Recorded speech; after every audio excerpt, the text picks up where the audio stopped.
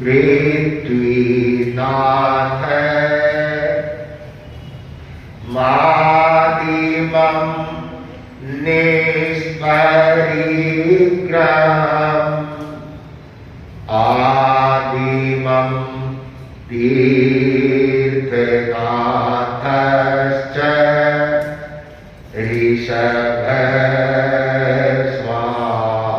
ऋषभस्वामिने नमः। ऋषभस्वामिने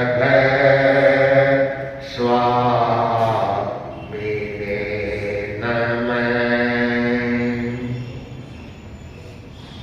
युगानिदेव प्रभु ऋषभ के चरणों में भाव भरा वंदन।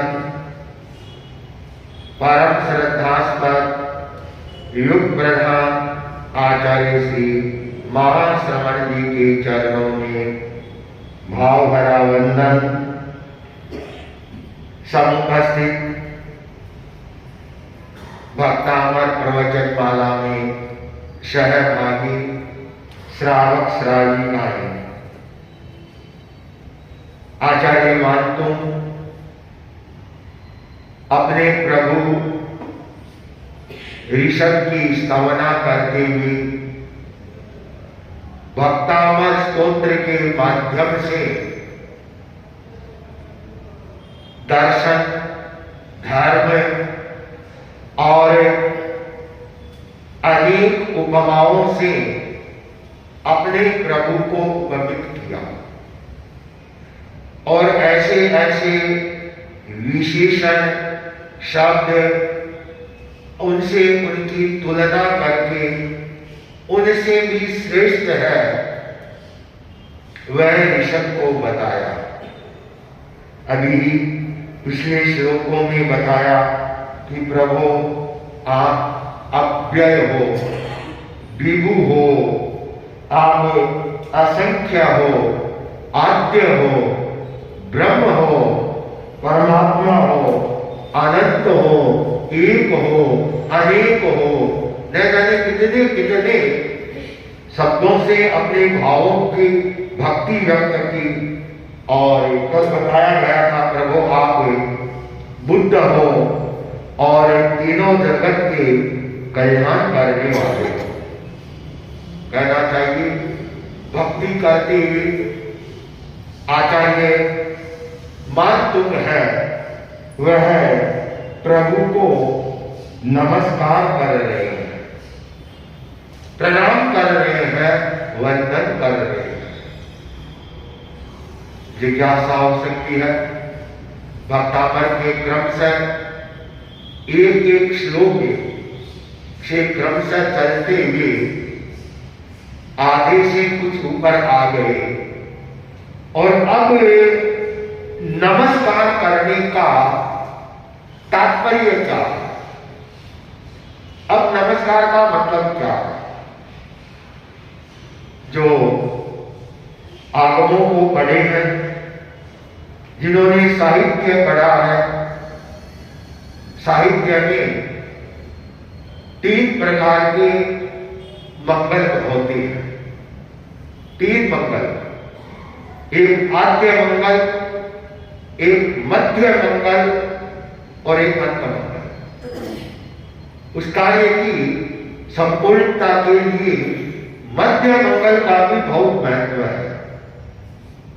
तो आचार्य मानतुम ने लगता है इस श्लोक के माध्यम से नमस्कार करते हुए मध्य मंगल के एक स्वरूप बतला दिया है कि प्रभु मैं आपको नमस्कार करता हूं, वंदन करता हूं, प्रणाम करता हूं। क्यों करता हूं उसका कारण बताया कि प्रभु आप 3 लोक की पीड़ा को हरने वाले हैं। 3 लोक की पीड़ा, इसलिए मैं आपको वंदन कर रहा हूं। एक लोक की पीड़ा भी बहुत होती है, 3 लोक की पीड़ा कौन सी है? कोई बताए? 3 लोक की पीड़ाएं कौन सी होती है? मैंने यहां व्याख्यान में बताया भी है। 3 लोक की पीड़ा यह है जन्म, मरण, जरा और रोग। जन्म दुखम, जरा दुखम, रोगाणी मरणानी है। ये 3 लोक की पीड़ाएं हैं। इनसे सारा का सारा प्राणी जगत है वह पीड़ित है। आप किसी भी गति, किसी भी जाति, किसी भी योनि में चले जाए, ये पीड़ाएं हैं। जन्म भी दुख है, मरण भी दुख है, रोग भी दुख है और बुढ़ापा भी दुख है। ये सबसे बड़ी ये पीड़ाएं हैं। इन पीड़ाओं को कोई अश्विनी कुमार जैसा वैद्य भी आ जाए या बहुत बड़ा सुपर स्पेशलिस्ट डॉक्टर भी आ जाए तो इन पीड़ाओं को दूर नहीं कर सकता है। इन पीड़ाओं को हरने वाले प्रभु एकमात्र आप ही हो। इसलिए मैं आपको है वह नमस्कार करता हूं। चाहे हम मनुष्य लोग को देखें, देवलोक को देखें, त्रियक लोक को, अधोलोक को देखें, सभी के सभी इनसे पीड़ित है। पीड़ा है वह कसाई की है, कसाई जनित पीड़ा है। ये पीड़ा भी बहुत भयंकर होती है वेदना। जब कसाई का उदय होता है तो एक जीव दूसरे जीव के ऊपर प्रहार करता है और इसमें सबसे ज्यादा है वह नरक के नेरिए भोगती है। इतनी अपार वेदना भोगती है, एक क्षण के लिए भी उन्हें शांति नहीं होती। हाँ, उन्हें शांति तब होती है जिस समय तीर्थंकरों का जन्म होता है। उस समय उन नरक के जीवों को भी एक क्षणिक शांति सी मिलती है। और तो वे दिन रात है वे उनकी लड़ाई परस्पर लड़ती है। एक प्रश्न पूछा गया, नरक में जो नरकी होती है दोनों ही तरह की होती है, सम्यक्ति भी होती है और मिथ्यात्वी भी होती है। तो सम्यक्ति और मिथ्यात्वी जो नरक होते हैं तो उनके नरक में वेदना को वो कैसे भोगते या कैसे दे। जो मिथ्यात्वी नरक होते हैं वो तो एकदम क्रूर होते ही हैं, लेकिन जो सम्यक्ति होती है वे ये सब जानते हैं, समझते हैं और वे थोड़ी बहुत शायद सहन भी करते होंगे। सम्यक्ति नरक के भोगने में, मिथ्यात्वी नरक की वेदना को भोगने में या उद्वेलन में उनके अंतर रहेगा। वह सम्यक दृष्टि से उस वेदना को है वह भोगेगा। तो प्रभु आप तीनों लोक की पीड़ा को आप हरने वाले हैं, इसलिए मैं वंदन करता हूं, प्रणाम करता हूं। दूसरा हेतु बताया, एक तो ये बताया 3 लोक की पीड़ा को हरते हैं।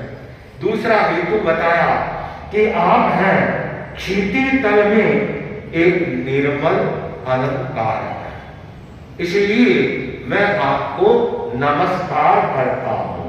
अलंकार अर्थात आभूषण, आभूषण है। अलंकार 3 लोक में आप व्याप्त हैं। आपका निर्मल चरित्र और कसाई मुक्त आप हैं, वीतराग स्वरूप है, इसलिए आप क्षिति तल पर एक निर्मल अलंकार है। आप जैसा निर्मल अलंकार क्षिति तल अर्थात पृथ्वी तल पर कोई नहीं है, इसलिए मैं आपको नमस्कार करता हूं। निर्मल आदमी सुबह उठता है, क्या करता है? सबसे पहले स्नान करता है कि शरीर को निर्मल कर दे, शरीर को स्वस्थ कर ले। या शाम को आता है घर पर थका हारा स्नान करता है, किस लिए? कि शरीर के मैल को हटाने के, लेकिन हमारे कसाई का, हमारे अज्ञान का, हमारे मिथ्यात्व का मैल है, वह हमारी आत्मा के ऊपर कितना चढ़ा हुआ, क्या उसे कभी दूर करने का कभी प्रयास किया गया, इस ओर कोशिश की गई? मां तुम कहते हैं प्रभु आप को मैं इसलिए नमस्कार करता हूं कि आप क्षिति तल पर अलंकार है, अमर आभूषण है। और आभूषण जब शरीर अच्छा है और स्वस्थ है, आकर्षक है, उस पर अलंकार से अलंकृत कर दिया जाए तो कैसा लगता है और शोभायमान हो जाता है। आभूषणों का अपना विज्ञान रहा है, अपना महत्व रहा है। एक छोटा सा बता दो, जैसे बहने आगे आजकल होता नहीं, बिछुआ पहनती थी, बिछुड़ी कहते, क्या कहते हैं उसको, पैरों पहनेगा, क्यों पहनेगा? फैशन है या कोई लॉजिक है कि वो जो ना पहनी जाती है जिस अंगुली में, वहां जो पॉइंट दबता है, जिस नस में प्रेशर होता है, उससे उस बहिनी के उत्सृंखलता है, चंचलता है, वह कम रहती है। हर आभूषण का अपना एक रहा है। कान को क्यों छेदे जाते हैं, नाक को क्यों छेदे जाते हैं, ये केवल आभूषण के पीछे एक लॉजिक भी रहे हैं, साइंस विज्ञान रहा है। तो प्रभु आप निर्मल आभूषण है। तीसरा हेतु है कि मैं आपको इसलिए नमस्कार करता हूं कि आप परम ईश्वर है, आप परमेश्वर है, इसलिए मैं आपको नमस्कार करता हूं। जैन दर्शन में परमेश्वर का अर्थ वह जो निराकार, जो सृष्टि की रचना करने वाला है या सृष्टि का नियंता जिसे माना गया है, उसे जैन दर्शन में परमेश्वर नहीं माना गया है। परमेश्वर बहुत ही सामर्थ्यवान होती है और वे स्वयं भव उन्नति से तर जाती हैं और दूसरों को तरने का, भव उन्नति से तरने का वे मार्ग बताती हैं। इसलिए प्रभु मैं आपको नमस्कार करता हूं। तो इसे वक्तामल के इस 26वें काव्य में यह उल्लेख किया गया है। तो नमस्ते भुवनाधिपतये नाथ, तोभ्यं नमस्ते भुवनाधिपतये नाथ, तोभ्यं नमः क्षितितला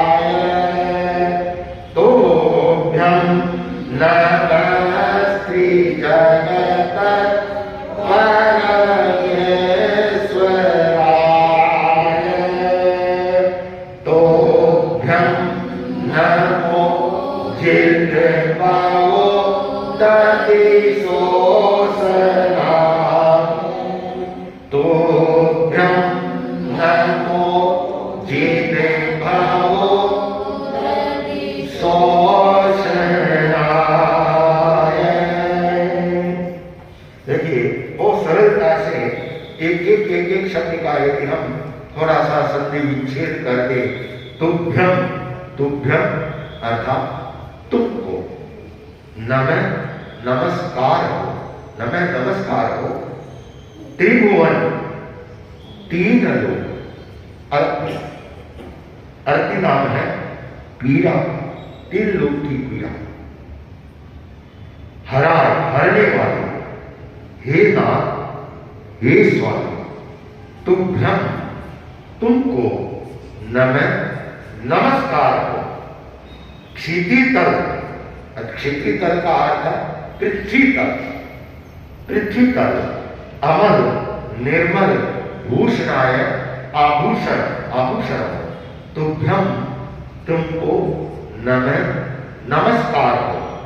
त्रिजगत है, तीनों लोग परम श्रेष्ठ ईश्वराय, श्रेष्ठ ईश्वर अर्थात परमेश्वर, तुभ्यं, तुमको नमः, नमस्कार हो। जिन्हें, जिनेश्वर भवो दधि संसार समुद्र का शोषणाय, शोषण करने वाले हो, अर्थात संसार समुद्र से आगे तरने वाले।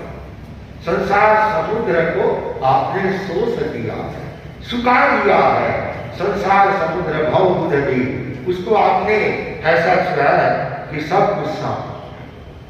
इस श्लोक का पूरी का यदि एक तरह से भावार्थ किया जाए तो इस तरह से हो सकेगा कि हे नाथ, तुम तीन लोक की पीड़ा का हरण करते हो, इसलिए मैं तुम्हें नमस्कार करता हूं।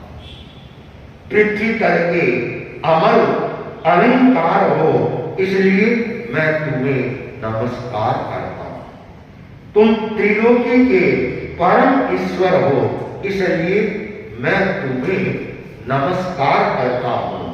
और हे जिन, तुम संसार समुद्र का शोषण करने वाले हो, समस्याओं से मुक्ति देने वाले हो, इसलिए मैं तुम्हें नमस्कार करता हूं। ये चार कारण एक एक चरण में एक एक कारण बताते हुए इस श्लोक में नमस्कार करके अपने स्तवना को की अभिव्यक्ति आचार्य मातु ने दी है।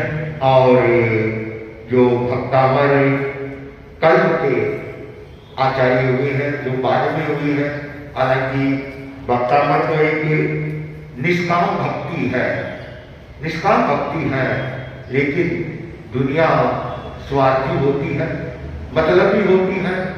और उस युग को समझ करके हरिभद्र सूरी आदि आचार्यों ने जो भक्तामर के कल्प बनाए, तो उनके अनुसार जो इसके इस श्लोक की जो रिद्धि बनती है वह ओम ह्रीं अर्हं नमो दित्य प्रमाणम ज्रो ज्रो नमः स्वाहा। और इसके जो मंत्र है वह ओम नमो ह्रीं श्रीं क्लीं रूं रूं पर जन शांति व्यवहारे जय कुरु कुरु स्वाहा।